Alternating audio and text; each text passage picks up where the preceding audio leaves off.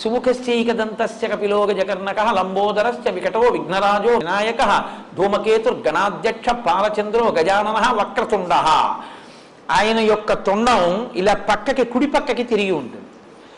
ఆ తిరిగినటువంటి తొండాన్ని మీరు జాగ్రత్తగా చూస్తే అది చాలా అందంగా ప్రణవాకృతిని పొంది ఉంటుంది. ప్రణవాన్ని సాకార దర్శనం చేయాలంటే రెండు చోట్లే అంటారు పెద్దలు.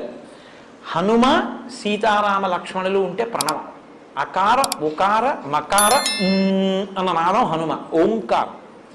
అలాగే ఏనుగు తొండం తిరిగి ఉంటే అది ప్రణవాకారం. కాబట్టి వక్రతుండ శూర్పకర్ణో, శూర్పకర్ణం అంటే చాటలంతంత చెవులు ఉన్నవాడు.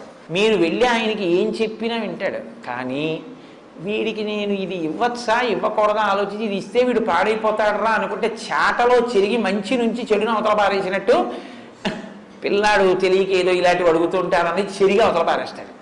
ఇవ్వచ్చు అనుకున్నది లోపలికి తీసుకుని మీకు ఇస్తాడు. కాబట్టి శూర్పకర్ణ. హేరంబ, హేరంబ అంటే ఈ నామం చాలా చిత్రమైన నామం. దీని అర్థం ఏమి నువ్వు తెలుసుకోక్కర్లేదు, ఆ నామం తెలుసుకో చాలు. ఎందుకో తెలుసా అండి? హేరంబ అంటే అదేదో చాలా గొప్పగా లేదు, సంతోషంగా లేదు అసలు ఆ పేరు. హేరంబ అంటేను అసలు ఆ పిలిపే అందం ఇస్తుంది కాబట్టి వినాయకుడి యొక్క రూపమే అందంగా ఉంటుందని చెప్పి పిలిపది అన్నారు. కాదు,